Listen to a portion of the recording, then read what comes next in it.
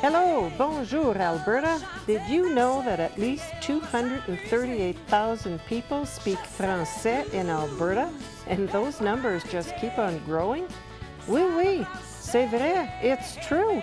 And thanks to Shaw TV Community Access Programming, we get to reach out to everyone to let you know all about special people, places, events, and activities happening right here in this great province, in both English and en français.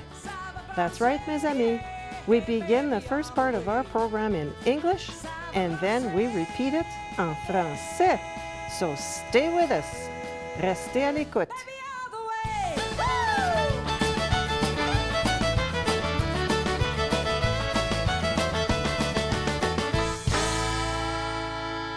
Welcome, everyone, to our show, Hello, Bonjour, Alberta. I'm Anne Boiteau. And I'm Marc Lalonde. And today, Marc, we have Minnie with us. So I guess you can sort of tell we will be interviewing today with Stella Leblanc, who is the president of Dreams Take Flight Calgary chapter, and Jan Caveny, who is the vice president and secretary of the same organization. Welcome, ladies. Welcome. Thank you. Thank you. So, Stella, we'll start with you. Tell us a little bit where you're from and how you got involved with Dreams Take Flight. Well, I'm originally from the East Coast. I'm from New Brunswick, an Acadian. And I started my career with Air Canada here in Calgary a few years back, and now I'm retired from Air Canada. But whilst I was still at work with Air Canada, I got involved with the Dreams Take Flight charity. It's a charity that was started by the employees of Air Canada, and I was there from the grassroots because we started in 1992 here in Calgary, and I was working at the time. And it started, I guess, back in Toronto was the first? Yes, the first flight was in 1989 out of Toronto. A bunch of employees got together and they decided, you know, I think we could do this. We could gather some kids, some deserving kids that would like to go to see Mickey, and give them a treat and take them down to Disneyland or Disney World for a day. So we kind of heard about it here in Calgary, didn't we, Jan? We did in 1991 when the local newspaper came out and these kids had gone to Disney World. We all said, hey, I think that we can do this. So we started fundraising in 1991, and the first flight from Calgary was in conjunction with Vancouver, and it was in 1992. And we've been going strong ever since. And there are 8 chapters, were you telling me, across Canada? That's of correct. Dreams Take Flight? Yes, Vancouver, Calgary, Edmonton, Winnipeg, Ottawa, Montreal, Toronto, and Halifax all have chapters now. And every year, Air Canada donates an aircraft through the Air Canada Foundation, and a plane load of children from every city goes to either Disneyland or Disney World, depending whether they're from the east or the west, and they get to go for a magical, wonderful day. And everyone is a volunteer. I mean, the pilots are volunteering their time and expertise, the flight attendants, you guys. The ground crew volunteer their time to actually dispatch the aircraft and bring it back. We're a 100% volunteer charity throughout all of Canada. Everyone that is from the national level down to all of the local levels are a volunteer. No Wow. one receives a salary for anything. That's amazing. And it is a one-day flight, correct? A very long day. A very long day. It's amazing, really, when you think about it, because we take these well-deserving children for the day, but we take them from their parents down to a different country for like almost a 20-hour period and then bring them back. It's absolutely amazing. They must sleep well when they get back. Yeah, On the way because they home. don't sleep at all on the way there No, or 'cause back. the kids are up at 4 o'clock in the morning They come to the airport, we get them checked in, we get them dressed in their Dreams uniform for the day. We fly them to Disneyland. They go all over Disneyland, as many rides as they possibly can. We whisk them back to the airport in Los Angeles and then fly them home. And how many kids on average do you take down in a flight? This year we took 132, so it's usually between 130 and 140. And how many adults are along? About the same number? Well, in Calgary we have a one-on-one policy, and we've been able to do that all of these years, which is great. But the children have a chaperone, and then we do have doctors that come with us, and other people that donate services. For instance, like we have representatives from Canada Border Services or Homeland. These are all things that are required for a flight leaving the country and coming flight, back. yeah. So all of these adults participate as well with the kids and chaperone the kid through at the park for the whole day. And some of the chaperones are sent to Los Angeles or Tampa ahead of time, right? That's right.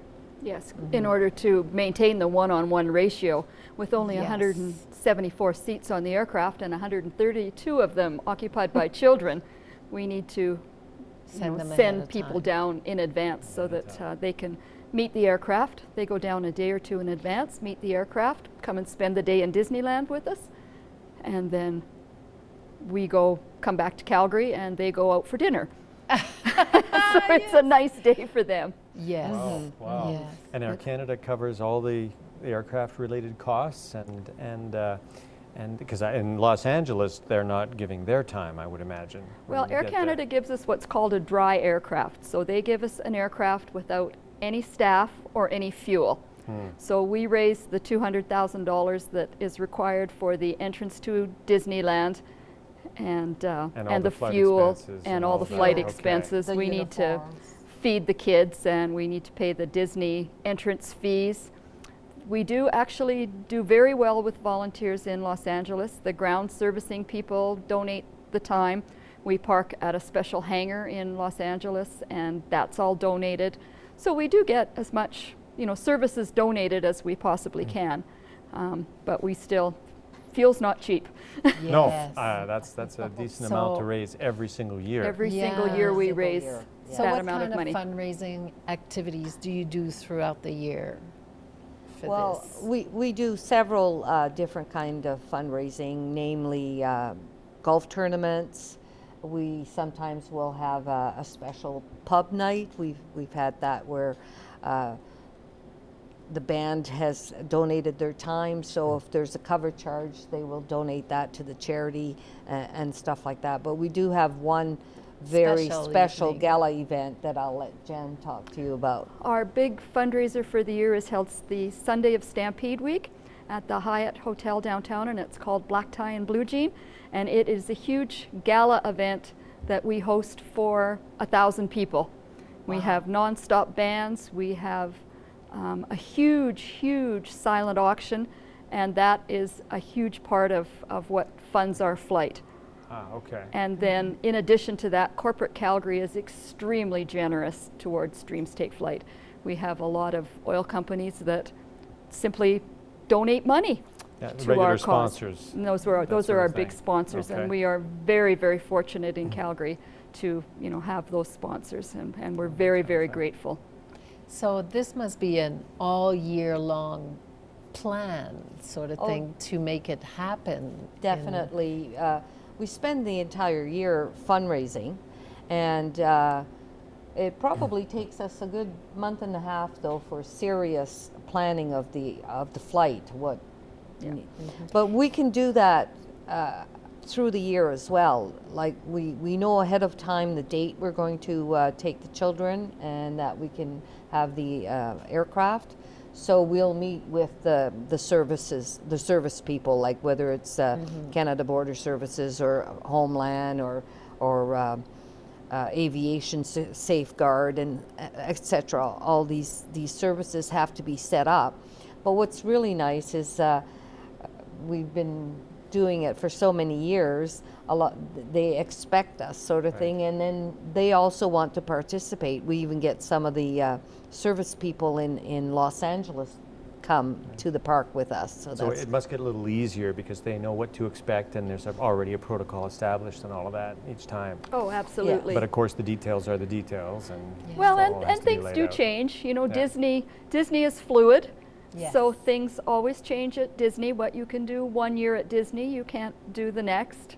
And but we always manage to, you know, pull it off. The kids always have a wonderful time, and that's really what it's all about, is just making a magical day for these children. Yes. And where do these children come from? Where do you, How do you do they select them? apply? Yes, how do you select the children? We have a number of agencies, and our agencies list does change from year to year. But in the spring, we select the agencies that we're going to have participate in that particular year, and we invite them to bring maybe 6 children from their agency, and then they will nominate the 6 children that they feel most deserving from their agency. And we have, you know, about 19 or 20 agencies, as well as the Children's Hospital. The Children's Hospital is huge. They have their clinics, and they also nominate a great number of children to, you know, to come and spend the day with us. And these are special children who would otherwise not get there or not see Disneyland. Oh, absolutely. That's one of our requirements, is that they would never ever get to go to Disneyland without being able to go with our program. They're not all chronically ill children, but lots of them are, they come from the cold. We've had children that have been in 10 and 12 and 15 different foster homes. And so they're very special children, but they're not all chronically ill. They're just deserving. One way or another, they're falling through the cracks, and we like to just show them that there's a better way. And how long ahead of time do they find out that they're going? About 3 weeks usually. Yeah.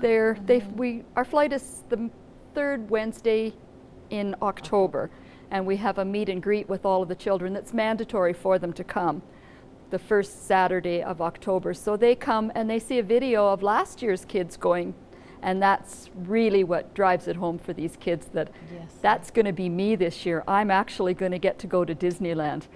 And these kids are pretty excited from that point on for the next 3 weeks.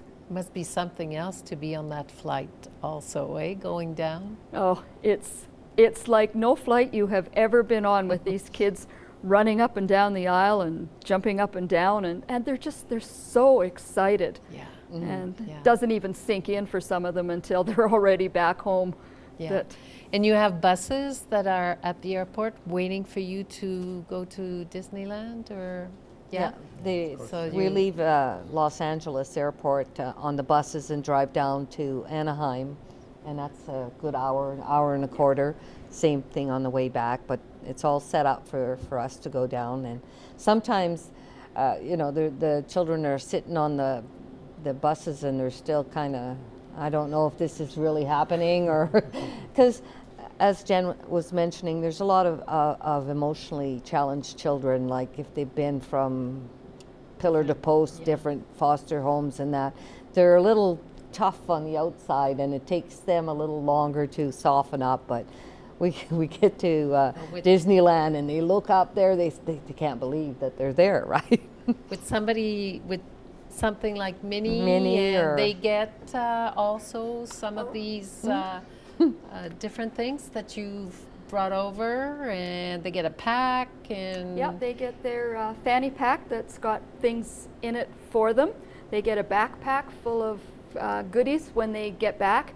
But once the kids get off the aircraft and go to Disneyland, we have a Mickey Mouse for each of them, and it's sitting on their seat when they get back to the aircraft. And there's many pictures of the kids sleeping with Minnie Mouse or Mickey Mouse all curled up to them, and they get they get to take them home.